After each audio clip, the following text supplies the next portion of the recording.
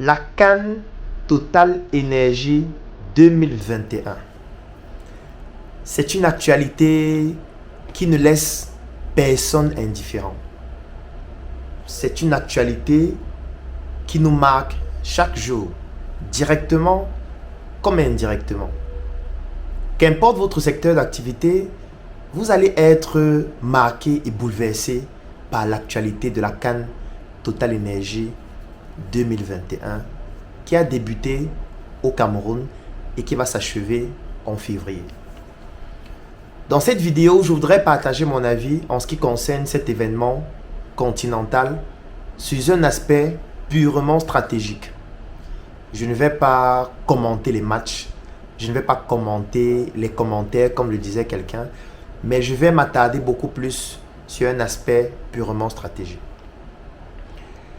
Ce qu'il faut relever, c'est le fait que organiser un événement continental pareil, c'est un très grand challenge. Très grand challenge dans tous les sens du terme. Tous les secteurs d'activité sont concernés. Tous les ministères sont interpellés. Et directement, tout quoi dans n'importe quel secteur d'activité peut jouer négativement sur l'image, pas de la CAN, mais sur l'image de tout le continent et de manière beaucoup plus spécifique sur l'image du Cameroun, qui n'est qu'un tout petit quartier qui est en train d'accueillir cet événement ou alors qui est en train de participer à l'organisation de cet événement sous le couvert de la CAF. Organiser la Coupe d'Afrique des Nations dans un quartier comme le Cameroun, c'est un événement qui est grandiose. Ça fait 50 ans aujourd'hui que nous ne l'avons pas organisé. Ça veut dire qu'en réalité, les yeux sont braqués sur le Cameroun. Les yeux sont braqués sur l'Afrique. Parce que nous savons que le divertissement, c'est un élément qui mobilise beaucoup. Que ce soit les jeunes, que ce soit les vieux, que ce soit toutes les communautés, tout le monde se mobilise lorsqu'on parle de divertissement, encore plus lorsqu'il s'agit du football. Ça veut dire qu'aujourd'hui, le Cameroun est à l'honneur. Ça veut dire qu'aujourd'hui, le Cameroun a l'opportunité de démontrer ce dont il est capable. Aux yeux du monde, pas aux yeux de l'Afrique ou de ses voisins. Je ne vais pas entrer dans les polémiques. Je ne vais pas entrer dans les débats de commentaires. Je ne vais pas entrer dans les discussions sur les matchs. Je vais entrer dans un aspect purement stratégique. Et qui dit stratégie dit forcément économie aussi. Parce qu'il faut savoir que durant cette CAN, il y a beaucoup d'enjeux économiques qui sont en train de se jouer en dehors des stades, parfois à l'intérieur des stades, mais surtout de manière globale en sourdine. Parce qu'on ne parle pas des enjeux économiques qui sont en train de se jouer derrière. On parle beaucoup plus des matchs. On parle de telle équipe qui a joué contre telle équipe. On parle du fait que pendant tel match, il y a eu tel problème, il y a eu telle difficulté, il y a eu tel manquement. Et là, je voudrais m'incliner devant toutes les personnes qui ont trouvé la mort lors du match qui s'est déroulé au stade d'Olembe. Parce qu'il est inadmissible quand même que pendant un match, des personnes qui sont venues supporter leur équipe se retrouvent en train de perdre la vie. C'est un événement qui est triste, malheureux, mais bien évidemment, fatalement, il y a des événements qu'on ne peut pas, j'ai envie de dire, il est impossible d'arriver au risque zéro. Qu'importe les actions de prévention que vous allez mettre en place, arriver au risque zéro est impossible. Bien évidemment, c'est perfectible.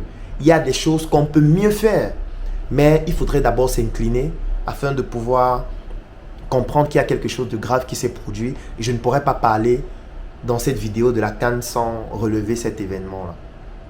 On va revenir sur la stratégie, on va revenir sur les enjeux et beaucoup plus sur les enjeux économiques. Parce qu'il y a énormément d'enjeux économiques qui tournent autour de cette CAN. Je ne vais pas revenir sur le budget de la CAN qui est élevé à plus de 13 milliards de francs. Ce n'est pas l'élément le plus important. L'élément important, ce sont de petits enjeux mais qui en réalité sont en train d'avoir un impact très puissant. Et ces impacts-là vont s'étendre sur une très longue période, sur une très longue durée.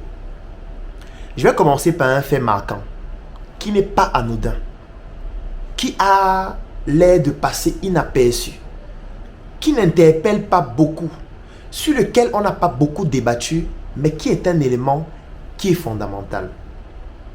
Lorsqu'on parle de divertissement, NRC, le monde à notre portée. On parle forcément d'industrie aussi, parce que c'est l'industrie qui fait vivre le divertissement.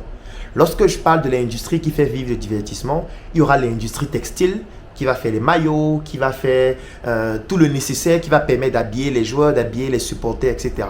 Donc, il y a l'industrie textile qui va intervenir. Ce n'est pas la seule industrie. Il y a l'industrie brassicole parce que les gens seront au stade, les gens vont boire, les gens vont consommer de la bière, des jus, des whisky, des vins rouges, etc. Donc il y a l'industrie brassicole qui va forcément intervenir. Il y a l'industrie agroalimentaire parce que les gens vont manger, que ce soit dans les hôtels, que ce soit dans les stades, que ce soit pendant les matchs, que ce soit en dehors des matchs, que ce soit dans la rue. Il y a donc l'industrie agroalimentaire qui va intervenir. Il y a l'industrie de la logistique. Il faut que les gens se déplacent. Il faut les moyens de transport. Il y a les bus qu'il faut utiliser. Il y a l'industrie du tourisme. Il y a les hôtels. Il y a des auberges. Il y a des sites touristiques à visiter. En fait, c'est l'industrie qui fait vivre le divertissement, qui est aussi une autre forme d'industrie de service, mais qui est entretenue grâce à d'autres industries qui produisent des biens et des services. Ça veut donc dire que lorsqu'on parle d'un événement planétaire comme la Coupe d'Afrique des Nations qui est en train de se dérouler au Cameroun, il y a beaucoup d'enjeux économiques dans plusieurs secteurs d'activité qui sont dans ces industries de biens et de services qui permettent de faire fonctionner ce divertissement ou alors de le faire rayonner. Parce qu'il y a aussi l'industrie de la communication qui tourne autour des médias, qui ont aussi un rôle fondamental et crucial à jouer durant un événement aussi stratégique. C'est pour ça qu'il n'y a aucune entreprise sérieuse qui peut ne pas être interpellée par la Coupe d'Afrique des Nations. Toute entreprise sérieuse souhaite capitaliser sur un enjeu aussi grand, sur une population aussi importante sur laquelle on peut moissonner, comme on le dit souvent dans le jargon entrepreneurial ou alors dans l'obédience religieuse de certaines personnes. La Coupe d'Afrique des Nations, l'enjeu principal est économique. L'enjeu fondamental est économique. Lorsqu'on parle de Coupe d'Afrique des Nations, on ne parle que d'argent. Qu'importe l'angle de vue que vous allez choisir, l'argent intervient. Parce que même s'il faut parler du match, j'ai envie de dire, il y a l'industrie des jeux de hasard. Donc quand vous êtes en train de débattre sur les scores de match, il y a des personnes qui sont en train de s'enrichir grâce au score du match. Il y a des personnes qui sont en train de s'enrichir parce qu'il y a un joueur qui a marqué un penalty. Il y a des personnes qui sont en train de s'enrichir parce qu'une équipe a été handicapée et que cette personne a misé sur cet handicap. Donc il ne faut rien négliger. Il y a des personnes qui sont en train de s'enrichir avec les tests Covid. Il y a des personnes qui sont en train de s'enrichir avec la vente des billets, la vente des tickets, la vente des maillots, la vente des drapeaux. Il y a des personnes qui sont en train de s'enrichir avec des structures hospitalières qui permettent de prendre en charge des personnes qui sont victimes de certains malaises ou qui ont des problèmes sur le plan de leur santé durant cette période. Donc, tout est économie. Même pour entrer au stade, c'est l'économie. Les médias qui diffusent les matchs, c'est l'économie. Parce qu'il y a des entreprises qui vont vouloir faire des placements publicitaires, que ce soit pendant le match, ou alors pendant la diffusion du match en ligne, ou même après le match, ou alors avant le match. Vous allez regarder dans le stade est brandé. Vous allez voir des entreprises qui communiquent sur des affiches qui se trouvent dans les stades.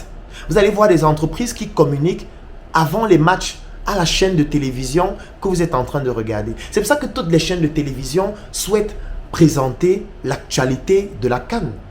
Parce que c'est un public qu'on est en train de toucher, public qu'on va monétiser à travers des entreprises qui vont payer pour des espaces publicitaires. Ça veut dire qu'en réalité, il n'y a que de l'argent. L'actualité de la CAN, c'est de l'argent. C'est pour ça que tous les pays essayent de se disputer l'organisation d'un tel événement. Parce que quand vous organisez un tel événement, c'est énormément d'argent, énormément de visibilité. Ça veut dire pendant un mois, le Cameroun a les yeux de tout le monde entier. Le monde entier est en train de regarder le Cameroun actuellement. Que ce soit les chaînes occidentales, que ce soit les chaînes africaines, que ce soit les chaînes camerounaises, tout le monde a les yeux rivés sur le Cameroun.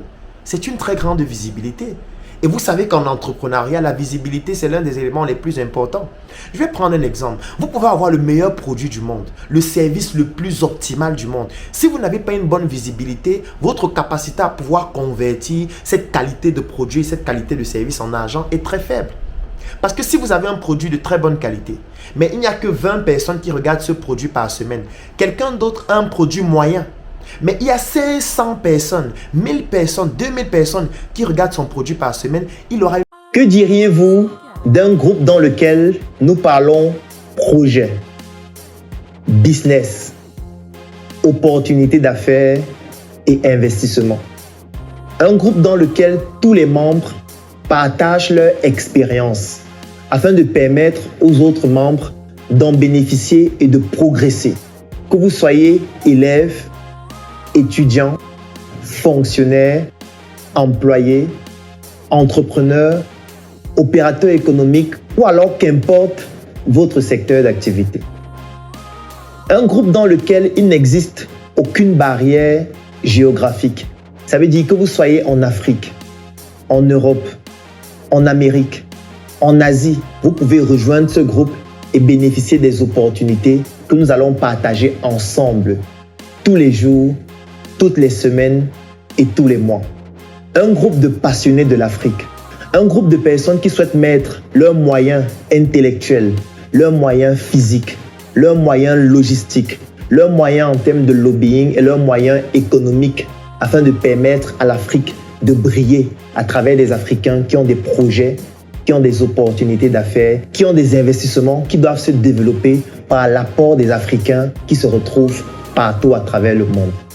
Un groupe de personnes optimistes sur l'avenir, de personnes qui comprennent que c'est ensemble que nous pouvons bâtir des choses fortes et construire des projets gigantesques qui vont permettre à l'Afrique d'écrire en lettres d'or ces lettres de noblesse sur le plan intellectuel et sur le plan économique dans l'échiquier mondial. Si un groupe pareil vous intéresse, vous êtes à la bonne adresse parce que j'ai décidé de vous offrir ce groupe dans lequel ensemble nous allons travailler pour pouvoir contribuer de manière palpable au développement de l'Afrique. L'avantage, c'est que ce groupe ne vous revient qu'à 10 000 francs CFA par mois ou à 25 €, qu'importe l'endroit du monde à partir duquel vous vous trouvez. Et pour rejoindre ce groupe, il y a une seule chose à faire.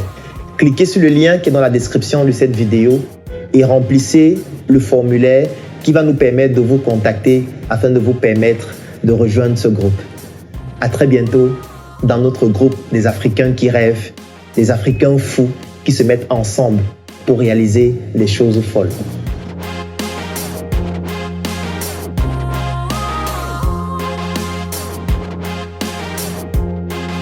Mais il y a 500 personnes, 1000 personnes, 2000 personnes qui regardent son produit par semaine, il aura une probabilité de vendre beaucoup plus élevée que vous. C'est pour ça qu'en entrepreneuriat, le positionnement est extrêmement stratégique.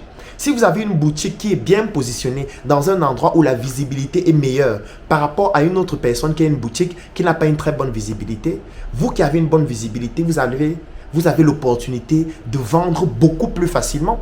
C'est pour ça que le positionnement coûte cher.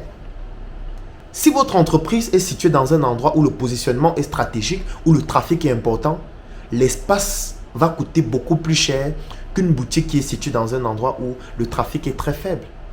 Ça veut dire que le trafic et la visibilité, ce sont des aspects extrêmement importants. Et tous les pays aimeraient avoir un tel trafic, une telle visibilité durant un événement comme la CAN. En plus, pendant un mois. Un mois, c'est beaucoup. Ça veut dire pendant un mois, toutes les chaînes sont dans votre pays. Pendant un mois, il y a des milliers de journalistes dans votre pays. Pendant un mois, des blogueurs communiquent sur ce que vous faites. Des artistes réalisent des chansons. Des gens font des vidéos. Les gens vont dans des restaurants. Les gens vont dans des hôtels. Le pays est saturé pendant un mois. C'est énormément d'argent. C'est énormément d'opportunités à saisir. C'est énormément de nouveaux partenaires à rencontrer. En réalité, c'est une aubaine que le Cameroun organise un événement aussi prestigieux. Au-delà de toutes les considérations, il faudrait d'abord féliciter cela. Parce que le Cameroun s'est battu pour organiser cet événement. Et là, je pourrais citer des personnes comme Samuel Eto'o, des personnes... En fait, il y a beaucoup de personnes qui se sont mobilisées pour que le Cameroun organise cet événement. Parce qu'on sait qu'à plusieurs reprises, on a failli nous enlever l'organisation de cet événement. Et ce n'est pas pour rien que les autres voulaient nous enlever cela. Parce que c'est l'argent qui est en jeu. Il ne faut pas penser que c'est seulement le match, non. Il ne faut pas penser que c'est parce qu'on n'aime pas le Cameroun, c'est parce que le Cameroun n'a pas les beaux stades. Non, ce n'est pas une question de stade, c'est une question d'argent. Et tout le monde voudrait avoir une visibilité pareille, voudrait avoir des yeux braqués sur lui. C'est de ça qu'il s'agit.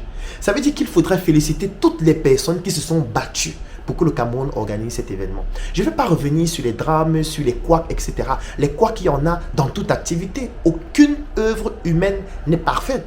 Tout est perfectible. C'est vrai qu'il y a des choses sur lesquelles on peut anticiper. C'est vrai qu'il y a des choses sur lesquelles on pouvait mettre des actions en avant qui permettaient d'éviter, du moins, que ça se produise de cette façon. Oui, on pourrait débattre de tout. Mais il faudrait d'abord reconnaître que c'est une opportunité exceptionnelle pour le Cameroun.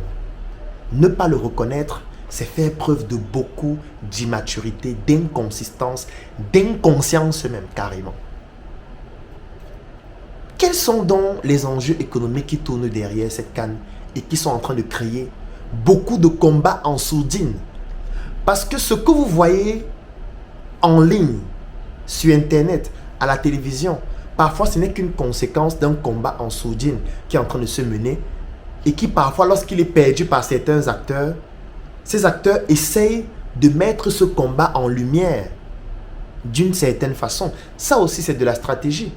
Si dans la nuit, on n'a pas réussi à trouver un engagement, ou alors, j'ai envie de dire un compromis, pendant la journée, je vais essayer de poser des actions qui vont déstabiliser la personne, pour que la personne soit indexée, pour que la personne soit, j'ai envie de dire, défavorisée d'une certaine façon.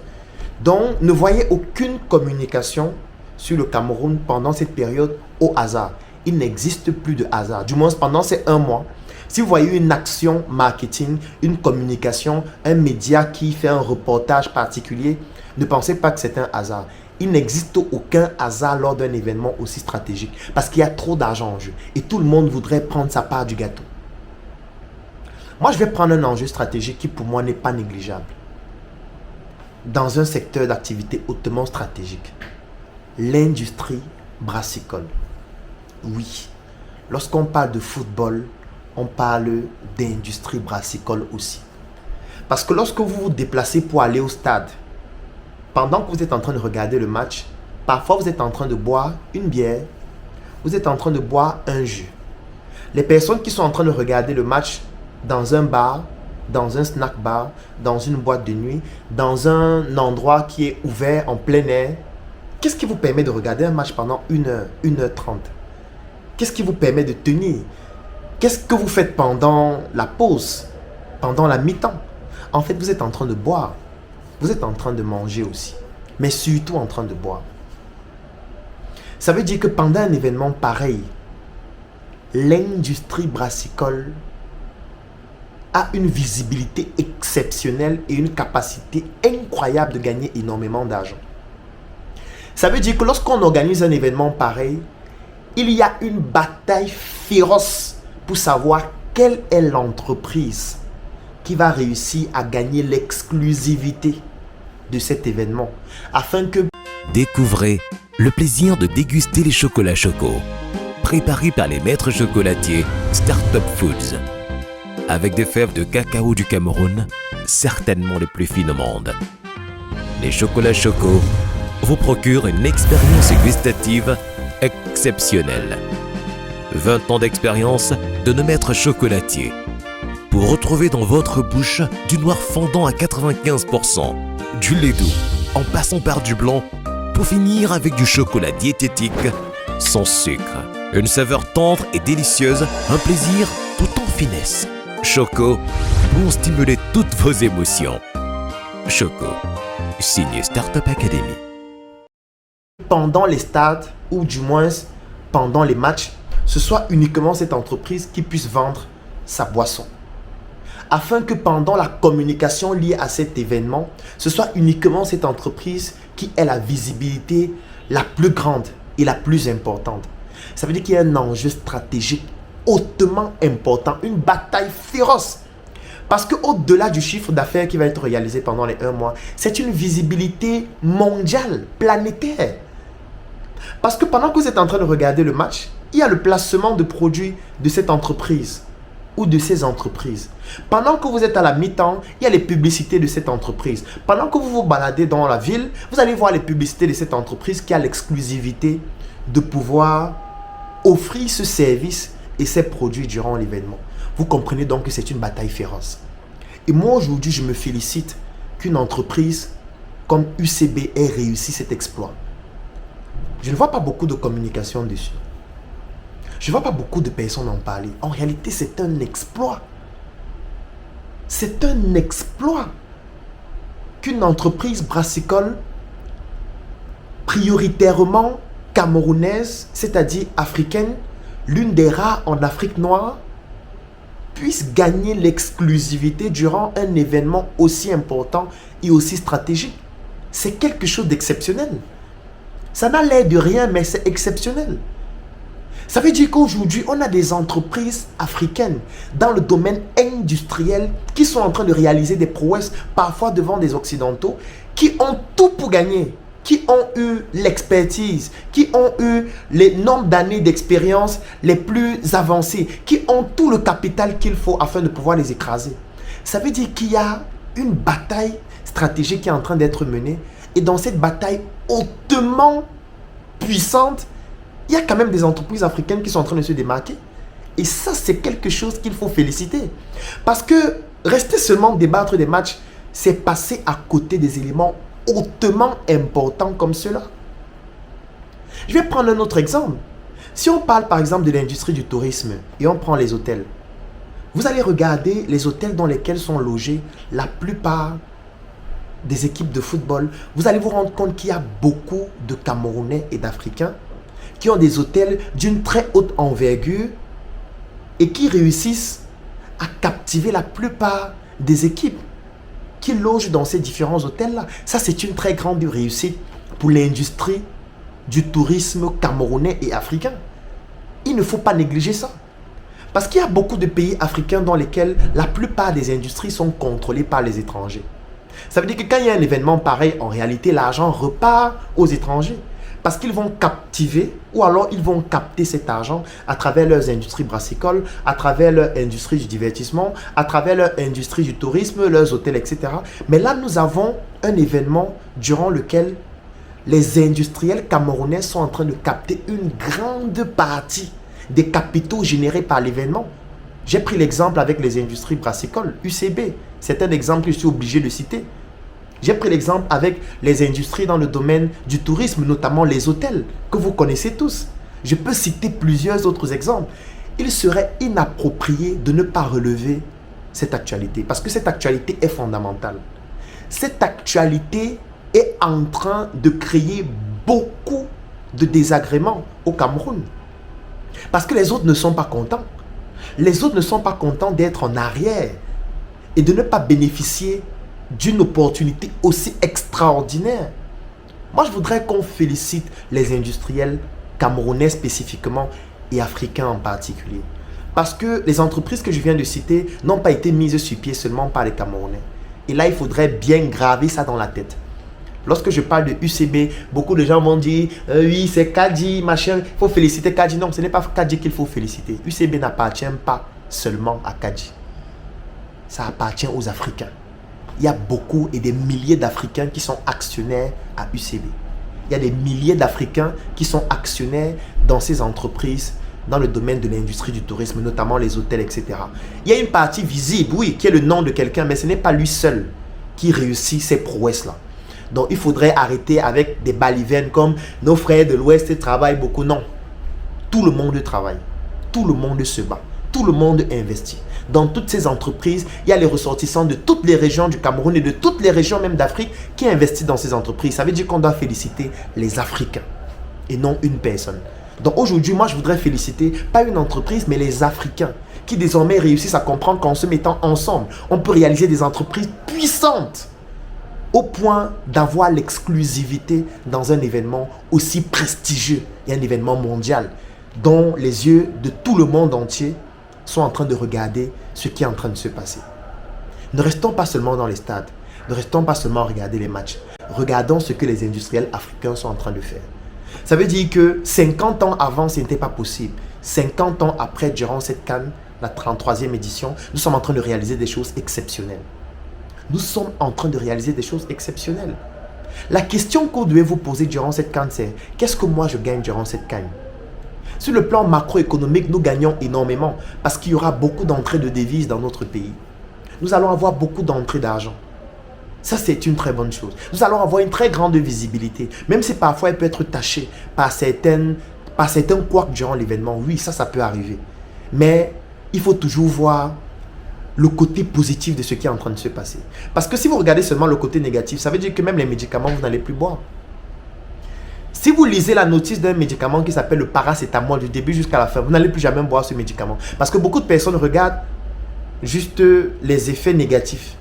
S'il fallait seulement se concentrer sur les effets négatifs, ça veut dire qu'un médicament comme le paracétamol, personne ne devait plus le consommer. Parce que c'est l'un des médicaments les plus dangereux au monde. Il suffit juste de prendre la notice et de lire jusqu'à la fin.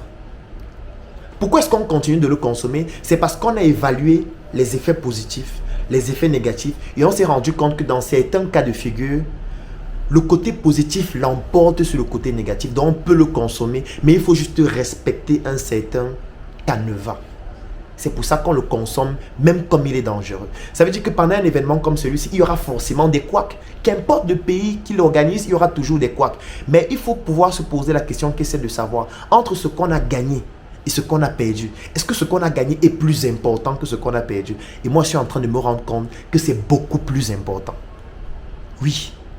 Et c'est beaucoup plus important, pas parce qu'on va gagner la CAN, parce qu'on a gagné les matchs. Moi, ça ne m'intéresse pas seulement. Parce que même pendant les matchs, il y a des personnes qui gagnent de l'argent avec des paris sportifs. Là aussi, il faut que les industriels africains s'y intéressent. Il faut que même dans les paris sportifs, on gagne aussi de l'argent, qu'on ait des industries dans ce domaine, qu'on ait des entreprises.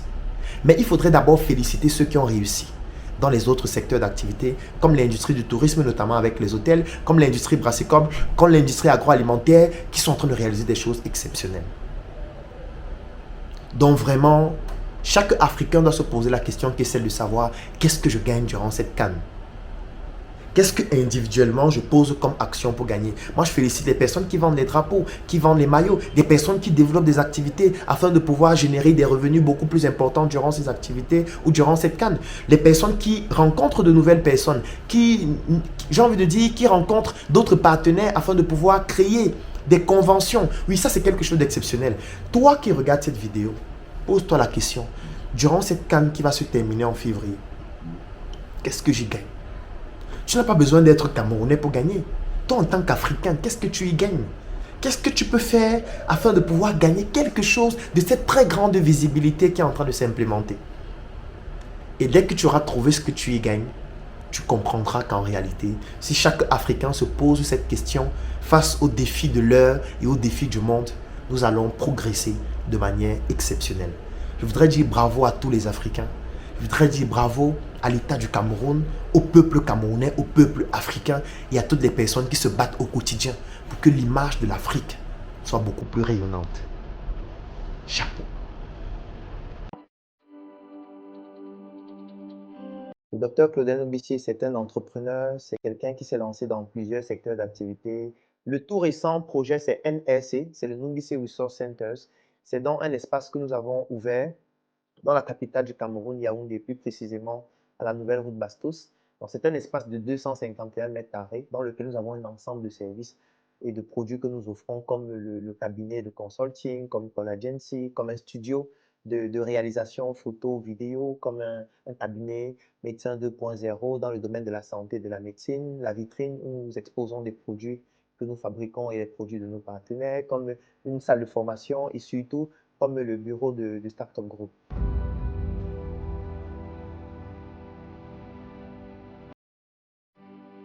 À Call Agency, on fait de la communication, du marketing, de la régie publicitaire et du call center.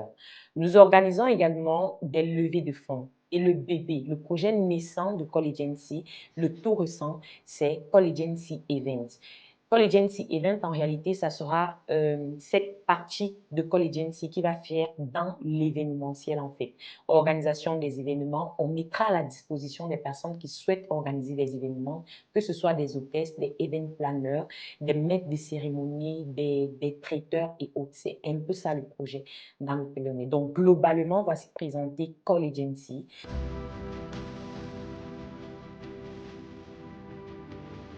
Le projet Studio NRC est un projet qui vise à mettre à la disposition des Camerounais un espace avec une certaine qualité, un espace pour leur permettre de mettre en valeur leurs produits et leurs services. Ceci grâce à un accompagnement ou des shootings photos, vidéos, des mises en scène qui vont permettre de rehausser un peu l'image de leurs produits pour leurs différentes campagnes de communication interne ou externe.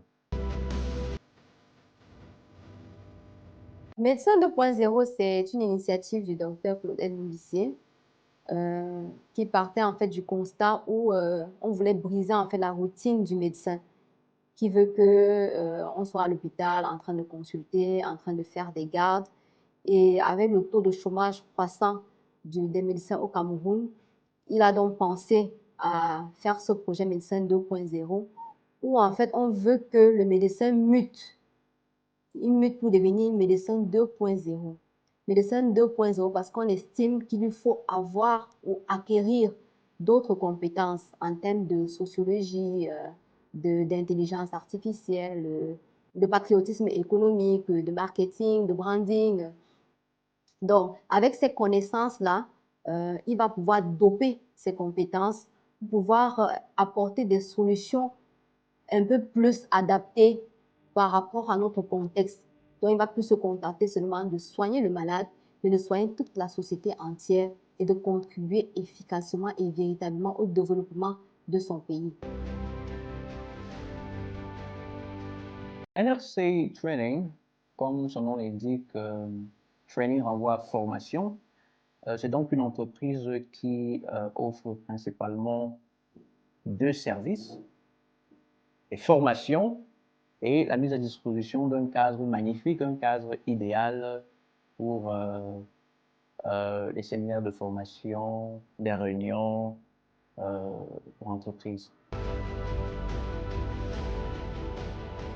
Claudel Moulissier International Consulting, ça c'est mon cabinet de consulting. C'est un cabinet à travers lequel j'accompagne les entreprises, les multinationales et les personnes qui souhaitent investir en Afrique afin de pouvoir leur donner les canaux et de leur créer une voie crédible afin qu'ils puissent facilement investir en Afrique et surtout afin de les accompagner sur le plan stratégique dans leurs différents projets.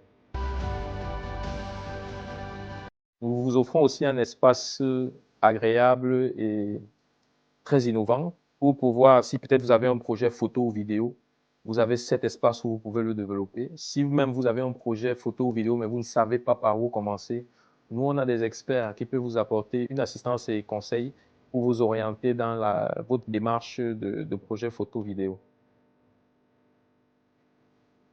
La première activité génératrice de revenus pour Call Agency reste les levées de fonds. De ce que nous avons organisé et des levées que nous avons eues jusqu'aujourd'hui, le chiffre d'affaires généré pour ces levées de fonds, dépendant des différents clients, s'évalue à plus de 100 millions de francs CFA levés.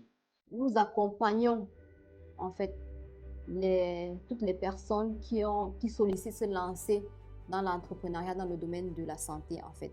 Donc ça dit que si vous avez un projet dans le domaine de la santé, vous ne savez pas trop comment l'implémenter, vous pouvez nous solliciter pour une consultation de projet. ou encore si vous avez déjà votre projet dans le domaine de la santé, que vous l'avez déjà implémenté, mais que vous rencontrez des difficultés pour peut-être passer à un palier supérieur, vous pouvez également nous contacter pour une consultation afin qu'ensemble on trouve en fait, ou on vous propose en fait des solutions qui vont vous permettre de passer à un palier supérieur dans votre projet.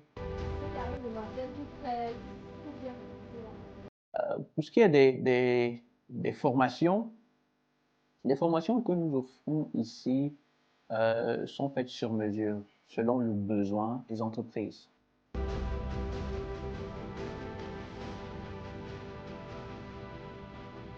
Le service le plus sollicité à NSC pour le moment, bon, c'est vrai qu'il y a deux qui sont en tête, qui se disputent un peu les premières places. Il y a la vitrine. La plupart des personnes qui viennent à NSC, c'est beaucoup plus pour la vitrine. Et ensuite, il y a le cabinet médecin 2.0. Donc, quand vous arrivez ici, vous allez régulièrement voir des enfants qui sont en train de se faire consulter parce que la directrice de médecin 2.0, c'est une pédiatre. Donc, la plupart des consultations spécialistes que nous effectuons ici sont des consultations de pédiatrie, bien que nous prenons en charge tous les cas en ce qui concerne la santé et la médecine globalement. En fait, je vous ai contacté il y a quelques jours, mais vous n'étiez pas disponible. Oui, il était question que je vous... Call Agency ambitionne en fait de ne pas avoir forcément la clientèle européenne, mais d'avoir une clientèle africaine pour gérer les prospects, ou mieux les clients, les besoins des clients africains. Voilà ce que nous comptons faire. Maintenant, quant à ce qui est de l'organisation des levées de fonds et autres, ça reste une prestation, je ne veux pas trop m'avancer dessus, mais un autre projet sur lequel je sais qu'on pourra s'appuyer, qui a une perspective à moyen terme, c'est le projet Call Agency Event. Et puis, à court terme, c'est déjà ce qu'on fait au quotidien. Dans cet espace cabinet médecin 2.0, on veut maintenant se positionner dans un secteur de la santé où on est plus axé volet préventif en fait. Et c'est pour ça que maintenant, nous sommes beaucoup plus dans les conseils en ligne, la sensibilisation en matière de santé en fait, que ce soit de l'adulte, de l'enfant ou de la femme. Et en dehors donc de ce volet conseil en ligne, nous avons également le volet consultation, que ce soit en ligne, que ce soit en cabinet. À court terme, nous espérons déjà développer notre notoriété et l'image de la marque. À moyen terme, nous espérons devenir leader dans la photo, la vidéo, qu'elle soit corporate ou personnelle. Et sur le long terme, nous souhaitons devenir un média qui compte sur l'univers audiovisuel africain. NRC Training compte se faire connaître davantage du public. À moyen terme, nous comptons engranger plus de partenaires. Nous comptons à la fin de cette année voir ce nombre à la hausse, passer pourquoi pas à 100 partenaires. La stratégie de NRC Training à long terme s'adosse sur le plan global de la boîte de NRC, qui est donc celui-là qui consiste à étendre ses tentacules dans toutes les régions du Cameroun et au-delà.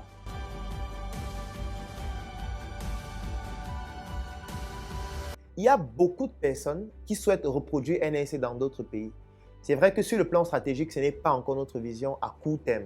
Parce que NSC, c'est 12 mois d'abord dans la ville de Yaoundé. Ensuite, ouverture dans la ville de Douala, c'est-à-dire dans 12 mois, exactement en septembre 2022, on va ouvrir notre NSC dans la ville de Douala. Et c'est après ces 24 mois d'apprentissage du modèle économique que nous allons passer à la construction du premier NSC. Le NSC que nous allons construire sera toujours dans l'idée de l'espace de vie. Donc, c'est un espace qui sera minimum sur 10 hectares. Ça veut dire qu'on ne pourra pas faire un NSC sur moins de 10 hectares. 10 hectares, pourquoi? Parce que ça doit être un espace où il y a des logements sociaux. Ça doit être un espace où il y a des écoles. Ça doit être un espace où il y a des hôpitaux. Ça doit être un espace où il y a des banques. Ça doit être un espace où il y a des supermarchés. Ça doit être un espace où il y a des usines. Ça doit être un espace où il y a des espaces de divertissement. Ça doit être un espace où on peut y vivre sans avoir besoin d'en sortir. Ça veut dire que ça doit être un espace où il y a une communauté de personnes qui y vivent et qui bénéficient des produits et des services qui se trouvent dans cet espace de vie sans avoir besoin de sortir. C'est pour ça que les NRC ne seront pas dans les centres-villes. Ce seront des espaces qui seront éloignés de la ville, un peu comme des toutes petites villes dans lesquelles nous offrons nos services et nos produits d'abord aux habitants du NRC.